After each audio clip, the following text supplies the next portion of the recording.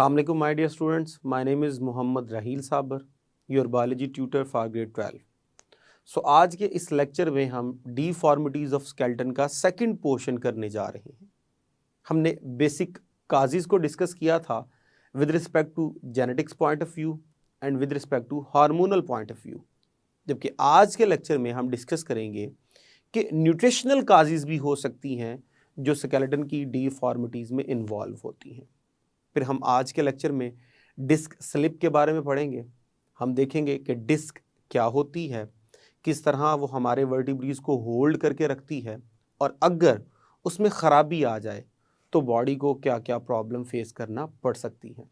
फिर आज के लेक्चर में हम स्पॉन्डाइलोसिस के बारे में भी डिस्कस करेंगे कि जब वर्टिब्रीज आपस में फ्यूज़ कर जाएं तो क्या प्रॉब्लम हो सकती है। फिर आज के लेक्चर में हम डिस्कस करेंगे सियाटिका से क्या मुराद है, वो पेन क्यों होती है और उसके मेन काजेज़ क्या हैं। और बिल्कुल लास्ट पे हम पढ़ेंगे आर्थराइटिस और उसके डिफरेंट टाइप्स और उसकी काजेज़। इन तमाम चीज़ों को समझने के लिए आइए चलते हैं लाइट बोर्ड की तरफ। बिस्मिल्लाहिर्रहमानिर्रहीम डिस्कस कर रहे थे हम डिफॉर्मिटीज़ ऑफ स्केलेटन। आइए इसके नेक्स्ट पोर्शन को डिस्कस करते हैं। सो नेक्स्ट हमारे पास है nutritional causes.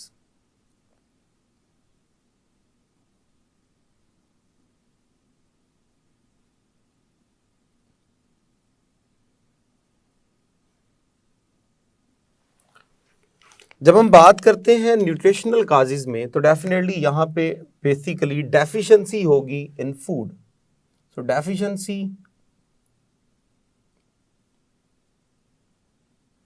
Of minerals in food, यानी जो हम फूड इनटेक कर रहे हैं ज़रूर उसमें मिनरल्स वगैरह की डेफिशिएंसी होगी। यानी हम ये कह सकते हैं कि मैल न्यूट्रिशन हम फेस कर रहे हैं।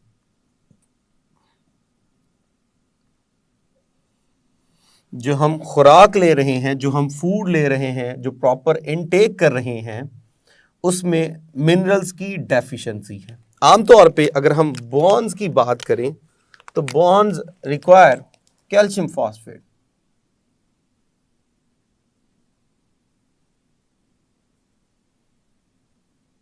कैल्शियम फॉस्फेट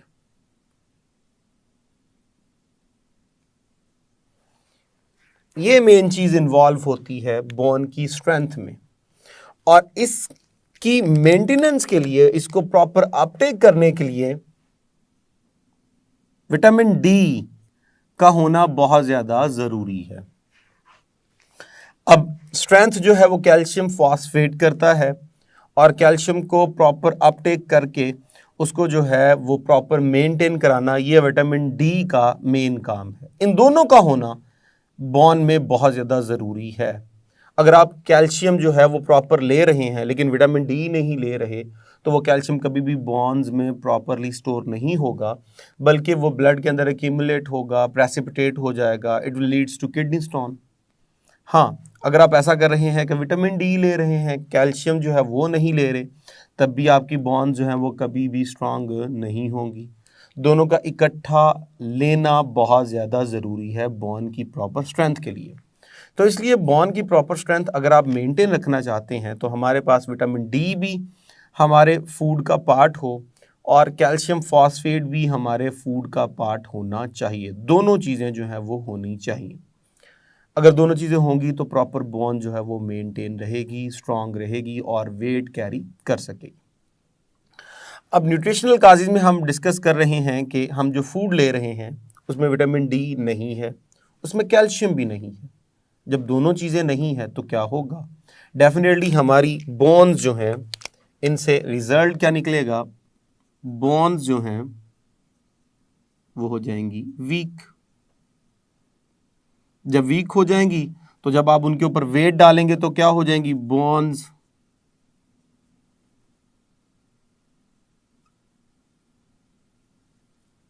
गोइंग, यानी उनका मुड़ना शुरू कर देना, टर्न होना शुरू कर देना, झुकना शुरू कर देना, वो जो है वो स्टार्ट हो जाएगा।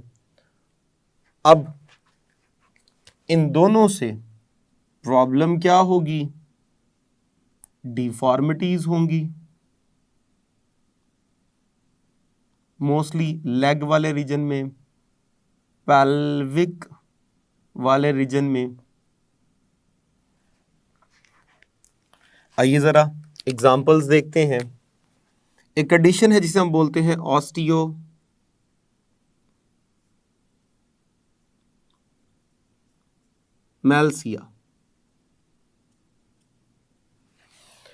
ऑस्टियोमैल्सिया, अब ये जो ऑस्टियोमैल्सिया है इसमें हम वर्ड यूज करते हैं, it's the softening of the bone,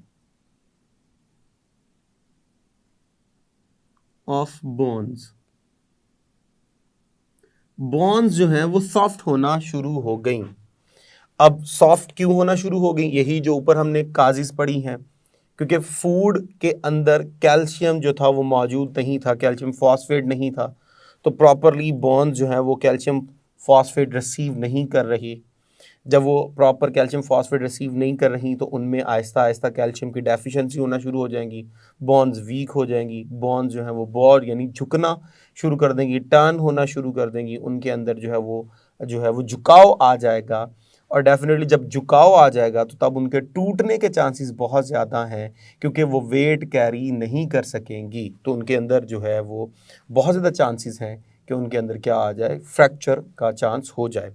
और यही कंडीशन अगर बच्चों में हो, एक वर्ड हम लिखते हैं जी रिकेट्स। रिकेट्स,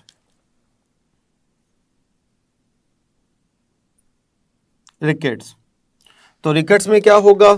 सेम यही वाली कंडीशन है but with respect to children. So in children, और काज वही है कि डेफिशिएंसी है कैल्शियम की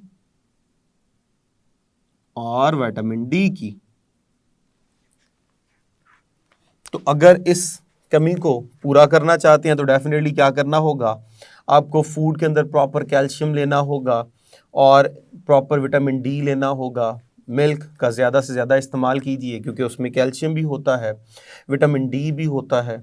बच्चों को ख़ासकर कोशिश करें धूप में लाजमी बिठाएं, क्योंकि धूप में जो एनर्जी होती है वो हमारी स्किन के नीचे विटामिन डी बनाने में हेल्प करती है।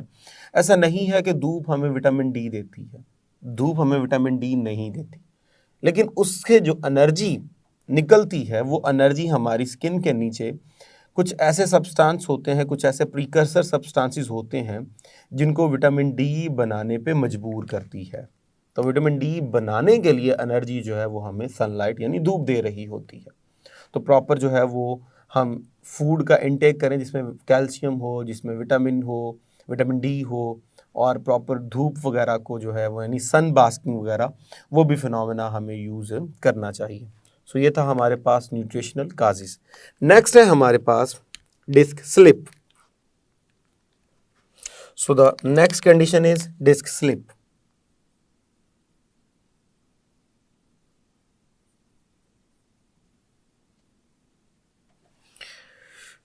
अगर हम डिस्क स्लिप की बात करें तो ये एक बेसिकली एक पैड होता है, कुशन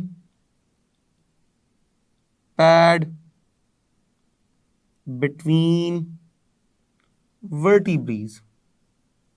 तो वर्टिब्रीज के दरमियान एक कुशन होता है, एक पैड होता है, यानी हम इसे ये भी कह सकते हैं कि ये है हमारे पास इंटर वर्टिब्रल डिस्क, यानी कि जो दो वर्टिब्रीज के दरमियान होती है। अब अगर इसका फंक्शन देखें, इसका फंक्शन क्या है, तो ये बेसिकली होती है जी शॉक अब्जॉर्बर, शॉक अब्जॉर्बर। कब? ड्यूरिंग जंपिंग, वॉकिंग, रनिंग, इन तमाम कंडीशंस में हमारी बॉडी के ऊपर, हमारे वर्टिब्रल कॉलम के ऊपर प्रॉपर जो है वो बहुत ज़्यादा स्ट्रेस ना आए, उसको जो है वो शॉक अब्जॉर्बर का काम करना, उन तमाम सिचुएशंस को डील करना, इसका काम होता है। पिंच होती है फिर रिस्टोर हो जाती है, पिंच होती है फिर रिस्टोर होती है। तो जितना हम अपने वर्टिब्रल कॉलम के ऊपर प्रेशर डालते हैं जंपिंग के दौरान, वॉकिंग के दौरान, रनिंग के दौरान, ये उसको जो है वो क्या करती है, अब्जॉर्ब करती है, कंप्रेस होती है, फिर रिस्टोर होकर हमारी उस पोजीशन को क्या रखती है, मेंटेन रखती है। अगर हम बात करें कि इसमें होता क्या है, तो बेसिकली सपोज कर लीजिए मैं कहता हूँ जी ये मेरे पास एक वर्टिब्री है, ये लीजिए ये एक वर्टिब्री है मेरे पास, ये एक वर्टिब्री है मेरे पास, ये दूसरा वर्टिब्री है, ये लीजिए ये दूसरा वर्टिब्री है, ये मेरे पास दो वर्टिब्रीज हैं और उनके दरमियान में इस तरह एक क्वेश्चन है, एक पैड है। इस पैड की जो आउटर मेम्ब्रेन है इसे हम बोलते हैं एनुलस फाइब्रोसिस, जो कि क्या है, मेम्ब्रेन है डिस्क की, membrane of the disc.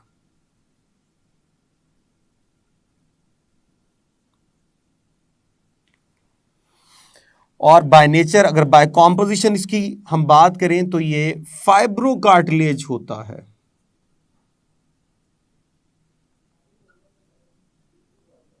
Fibrocartilage, तो ये जो फाइब्रोकार्टिलेज है ये सक्सेसिव वर्टिब्रीज के साथ लिंकेज बनाता है, लिंकेज बनाता है, यहां पर लिंकेज बनाता है। जब ये लिंकेज बनाता है तो इसी को तो हमने कहा था cartilaginous joint.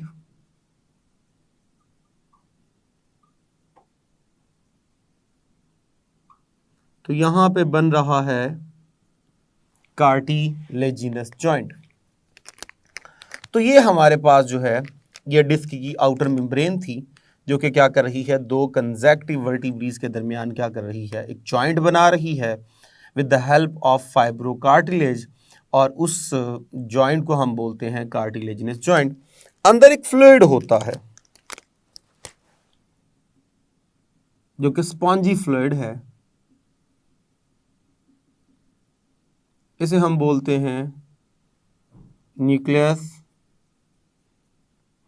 पल्पोसिस।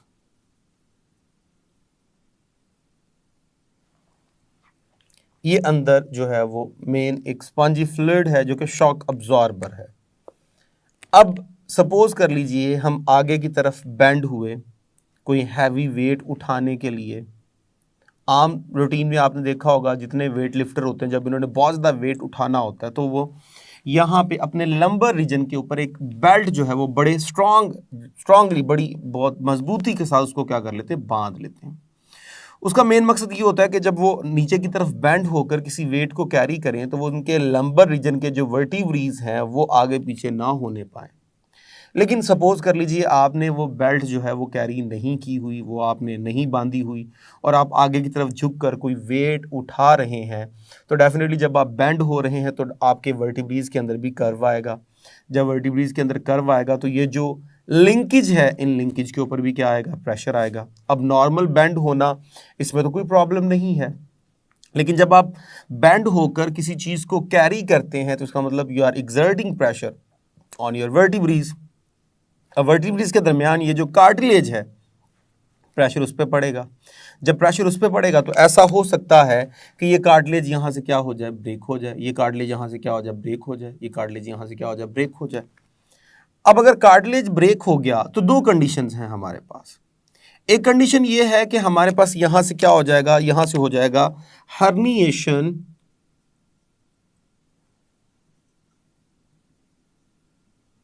Of disc. Herniation of disc, herniation कहते हैं बाहर की तरफ निकल जाना, यानी यहां से डिस्क निकलकर बाहर आ जाएगी। अब इसी कंडीशन को हम कुछ इस तरह से देख लेते हैं कि ये जो मेरे पास, ये लीजिए मैं कहता था ये मेरे पास ये जो है ये वर्टिब्री है, ये जो वर्टिब्री है, सिर्फ सिंपल एक समझने के लिए हम डिस्कस कर रहे हैं, ये वर्टिब्री है। तो यहाँ से क्या हो गया, यहाँ से ये देखिए जी ये निकल के बाहर आ गई डिस्क, क्योंकि लिंक क्या हो गया, ब्रेक हो गए। अब जब डिस्क निकल के बाहर आ गई, इस कंडीशन को हम बोलते हैं हर्निएशन ऑफ डिस्क।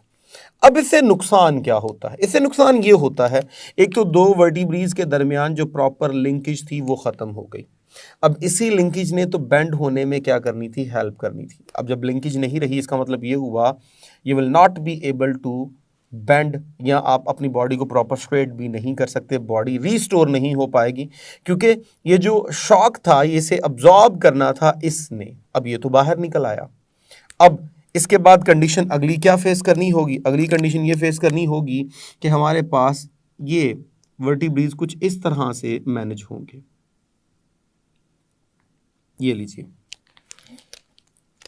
क्योंकि डिस्क जो है वो ये लीजिए निकल आई है, तो यहां से देखिए वर्टिब्रीज क्या हो गए, फ्यूज होना शुरू हो गए। अब हमें मालूम है कि वर्टिब्रीज के अंदर से गुजर रही होती है स्पाइनल कॉर्ड। तो जब ये कंडीशन आएगी तो यहां पे स्पाइनल कॉर्ड जो है वो यहां से ऐसे करके फोल्ड हो जाएगी। जब फोल्ड हो जाएगी, ज़ाहिर है इतना हिस्सा यहां से लेकर यहां तक वाला हिस्सा, अब जैसे ही इनके दरमियान स्पेस बेंड होगी तो ये जो हमारे पास स्पाइनल कॉर्ड है यहां से क्या हो जाएगी, कंप्रेस हो जाएगी, कंप्रेस हो जाएगी, फोल्ड हो जाएगी। माइट बी पॉसिबल, खुदा ना करे कट भी सकती है। ठीक है जी, तो ये बहुत बड़ा प्रॉब्लम है डिस्क स्लिप का। Herniation of disc also called as disc slip, क्योंकि डिस्क क्या हो गई है, स्लिप हो गई है। अगर ये सीवियर कंडीशन कुछ इस तरह की हो कि हमने यहां पे तो अभी कहा कि सिर्फ क्या हुए, लिंकेज ब्रेक हुए, लेकिन अगर हम ये कहें कि ये रप्चर हो गई, जैसे यहां पे अंदर से रप्चर हो गई, तो क्या होगा, यहां से जो फ्लूइड है ये निकलना शुरू हो जाएगा बाहर की तरफ निकल आएगा। अब ये तो दोनों पिंच होंगे ही, फ्यूज होंगे ही, यहां से फ्लूइड भी निकलेगा। अब वो वर्टिब्रल कॉलम के पैरेलल नीचे की तरफ आएगा। जब नीचे आएगा तो लेफ्ट और राइट जो है डायरेक्शंस में स्पाइनल कॉर्ड अपने आप को जो है वो दो हिस्सों में क्या करती है, डिवाइड, जिसे कहते हैं सियाटिका। अब जैसे ही सियाटिका के ऊपर ये फ्लूइड पड़ेगा तो उसको आहिस्ता आहिस्ता डाइजेस्ट करना शुरू कर देगा, उसमें एक्साइटेशन डेवलप करेगा, जिसकी वजह से बहुत ज़्यादा पेन होगी, बहुत ज़्यादा जो है वो वहाँ पे बर्निंग सेंसेशन डेवलप होगी। ये भी कंडीशन हमारे लिए बहुत ज़्यादा जो है वो क्या है, अब नॉर्मल है। अब इसकी ट्रीटमेंट, पहली बात तो इसकी ट्रीटमेंट बहुत ज़्यादा मुश्किल है। आजकल आर्टिफिशियल मेथड आए हुए हैं जिसमें हम आर्टिफिशियल डिस्क जो है वो बॉडी के अंदर लगा देते हैं। नेचुरली इसको रिपेयर करना बहुत ज़्यादा मुश्किल है। डेफिनेटली हमें यहाँ पे क्या करना पड़ता है, सर्जरी को अडॉप्ट करना पड़ता है। यहाँ पे हम ट्रैक्शन यूज़ करते हैं, वेट लगाकर जो है वो दरमियान में डिस्टेंस डेवलप किया जाता है ताकि वहाँ उस डिस्टेंस में हम नया जो है वो पैड, नई जो है वो कुशन वगैरह रख सकें। लेकिन ये बहुत ही ज़्यादा पेनफुल सेंसेशन है और ज़्यादातर इसमें कहा जाता है कि प्रॉपर बेड रेस्ट की जाए, जो कि बहुत लंबे अरसे तक जो है वो मुहीत होती है। तो इस तरह ये जो टॉपिक था डिस्क स्लिप ये कंप्लीट हुआ। नेक्स्ट हमारे पास एक छोटा सा टॉपिक है, आइए उसको डिस्कस करते हैं, which is spondylolysis, which is spondylosis. Spondylosis.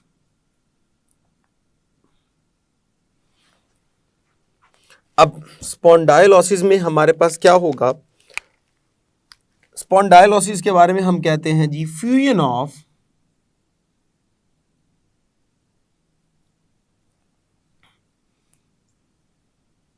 Vertebrae. Vertebrae का आपस में क्या हो जाना, फ्यूज हो जाना। अब जब वर्टिब्रीज आपस में फ्यूज हो जाएंगे तो मोस्टली ये वाला जो हमें फेस करना पड़ता है प्रॉब्लम, ये होता है इन नेक रीजन। और जगह पे भी हो सकता है, लेकिन ज़्यादातर ये होता है इन नेक रीजन, जिसमें वर्टिब्रीज आपस में फ्यूज़ हो जाते हैं। अब जब फ्यूज़ हो जाएंगे तो उनमें मूवमेंट जो है वो नहीं होगी, तो वहाँ पे हमें कंडीशन फेस करना पड़ेगी इमोबिलिटी। जब इमोबिलिटी है, मूव नहीं कर सकते, वो आपस में क्या हो चुके हैं, फ्यूज़ हो चुके हैं, so this condition called as spondylosis. Next जो हमारे पास कंडीशन है वो है जी sciatica.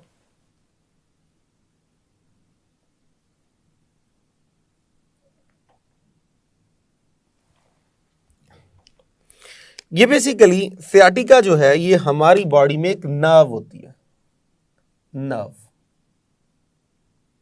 Arise from spinal cord. कहां पर जी? इन हिप रीजन।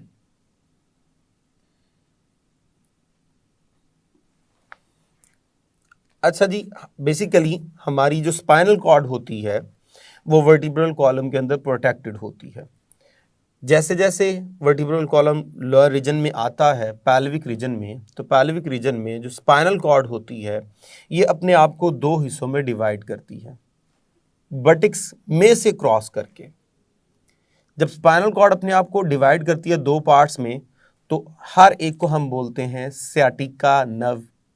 अब ये जो सियाटिका नर्व है ये दो होती हैं, एक लेफ्ट साइड पे जाएगी और नीचे पूरी हमारी लोअर लिम्ब को कवर करेगी, तो एक राइट साइड पे होगी, वो भी पूरी जो है वो हमारी लोअर लिम्ब को क्या करेगी? कवर करेगी। तो ये तादाद में दो होती हैं। निकली कहाँ से?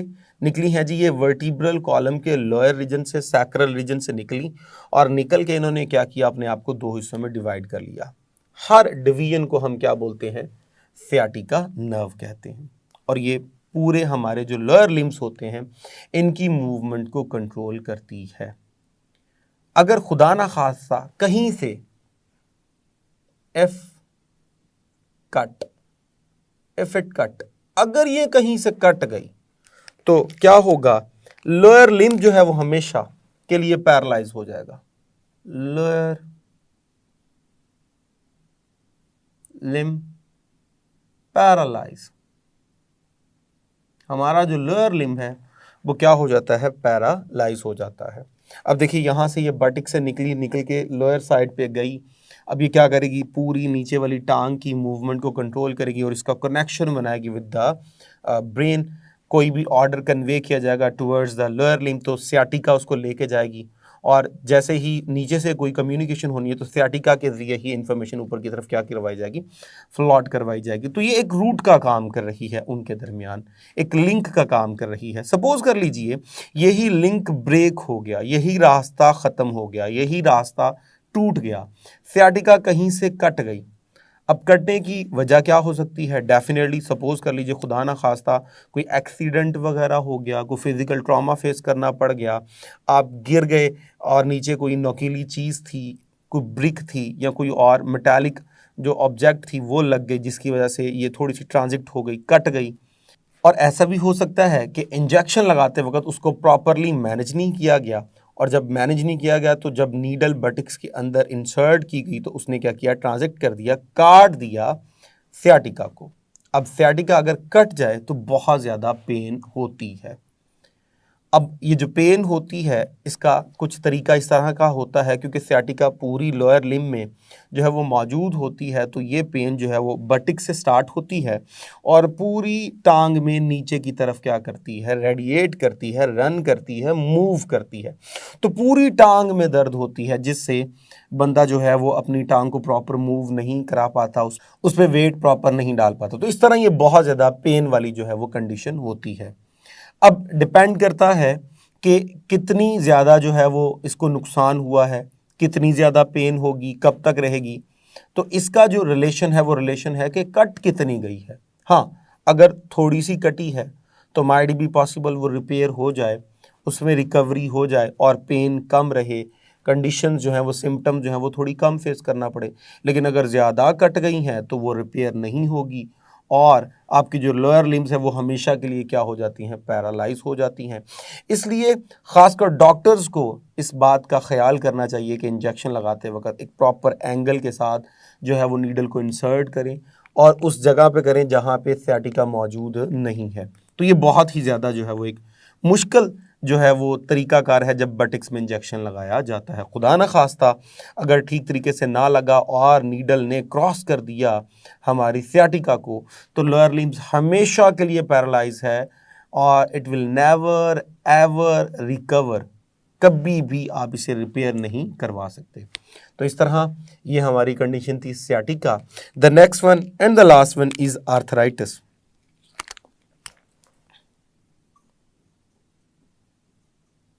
आर्थराइटिस।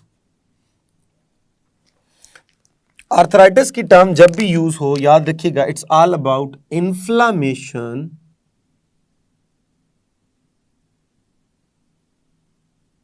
Of joints. जॉइंट्स की इन्फ्लामेशन को हम जो है वो आर्थराइटिस बोलते हैं। हाँ, अगर ये कंडीशन कुछ इस तरह की है कि इसने अपने जॉइंट्स के अलावा बोन्स को भी वीक करना शुरू कर दिया है, बोन्स को भी खराब करना शुरू कर दिया है, तो तब इसे बोलते हैं ऑस्टियो आर्थराइटिस। तो ऑस्टियो आर्थराइटिस मीन इसमें दो काम होंगे, इसमें इन्फ्लामेशन ऑफ जॉइंट्स भी होगी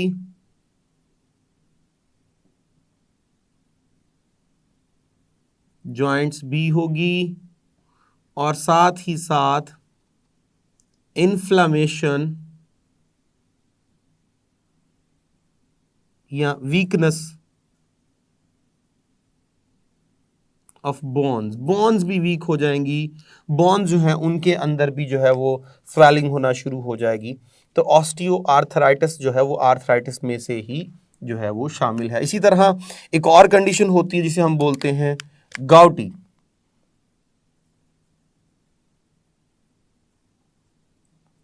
गाउटी आर्थराइटिस।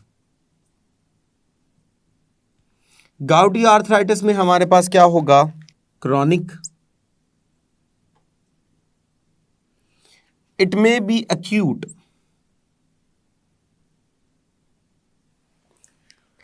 अगर तो हम बात करें एक्यूट की, तो एक्यूट जो है ये लेस सीवियर होती है और शॉर्ट टाइम पीरियड के लिए होती है।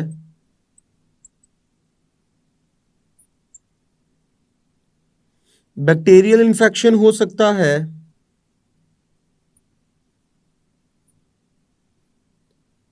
और यहां पे एंटीबॉडीज यूज करना होते हैं। और अगर हम क्रॉनिक की बात करें तो ये मोर सीवियर और जैसे यहां पे हमने कहा शॉर्ट टाइम, तो ये फॉर मोर टाइम पीरियड पुराना होता है जी ये ज्यादातर, यानी जब कंडीशन बिगड़ जाए। और ये न्यूट्रिशनल भी हो सकता है, ये हमारे पास जेनेटिक भी हो सकता है, ये हमारे पास जो है हार्मोनल भी हो सकता है, ये हमारे पास ऑटो इम्यून डिसऑर्डर भी हो सकता है। कोई भी काज हो सकती है जो क्रॉनिक जो है वो काज करती है। यानी कि अगर हम बात करें गाउटी, तो ये एक क्रॉनिक कंडीशन है जिसमें जो है वो ज़्यादा नुकसान जो है वो होता है। सो हमारे पास जो आर्थराइटिस है बेसिकली इसका जो लिंक बनता है वो बनता है जॉइंट्स के साथ, जिसमें जॉइंट्स क्या हो जाएंगे, इन्फ्लेम होना शुरू हो जाते हैं। अगर हम बात करें जॉइंट्स की, तो हमारे पास एक साइनोवियल जॉइंट था। साइनोवियल जॉइंट में हमने कहा था जो इनर लाइनिंग होती है वो होती है हाइलाइन कार्टिलेज की। अब जब आर्थराइटिस की बीमारी होगी तो उसमें क्या होता है कि वो जो हमारे पास हाइलाइन कार्टिलेज है वो आहिस्ता आहिस्ता ब्रेक होना शुरू हो जाता है। जो साइनोवियल मेम्ब्रेन जो इनक्लोज किए हुए है वो भी क्या हो जाती है, ब्रेक हो जाती है, जिसकी वजह से अंदर वाला साइनोवियल फ्लूइड निकल के बाहर आ जाता है। बोन बोन के साथ डायरेक्ट रब होना शुरू हो जाती है। जब बोन बोन के साथ रब होगी तो इन्फ्लामेशन भी हो सकती है और साथ ही साथ डीजनरेशन भी हो सकती है, यानी वो डीजनरेट होना शुरू हो जाएगी। जब वो डीजनरेट होना शुरू हो जाएंगी, वीक होना शुरू हो जाएंगी, स्वेल होना शुरू हो जाएंगी, उन कंडीशंस को हम क्या बोलते हैं, आर्थराइटिस, जिसमें ऑस्टियोआर्थराइटिस भी हो सकती है, गाउटी भी हो सकती है। तो इस तरह हमने इस लेक्चर में डिफॉर्मिटीज़ ऑफ स्केलेटन को डिस्कस किया, जिसमें हमने आज के लेक्चर में न्यूट्रिशनल काजेज़ को डिस्कस किया, फिर हमने आज के लेक्चर में डिस्क स्लिप को जो है वो कवर किया, स्पॉन्डाइलोसिस को कवर किया, सियाटिका को कवर किया और लास्ट में हमने आर्थराइटिस को कवर किया। अगर हम इसकी इम्पॉर्टेंस देखें इस लेक्चर की, तो इस लेक्चर में हमारे पास जो डिस्क स्लिप है ये एक अनएक्सपेक्टेड लॉन्ग क्वेश्चन है, ये लॉन्ग क्वेश्चन है। बाकी जितने टॉपिक्स हमने डिस्कस किए वो सारे के सारे with respect to short questions जो हैं वो बहुत हेल्पफुल हैं। मिसाल के तौर पे osteomalacia, rickets, spondylosis, gouty arthritis, osteo arthritis, sciatica, ये सारे जो टॉपिक्स थे वो शॉर्ट क्वेश्चंस के लिहाज से बहुत ज़्यादा इंपॉर्टेंट हैं। आपने इनको शॉर्ट क्वेश्चंस के लिहाज से प्रिपेयर करना है। सो अब तक के लिए इतना ही, इजाज़त दीजिए for next lecture. Thank you very much. अल्लाह हाफिज़।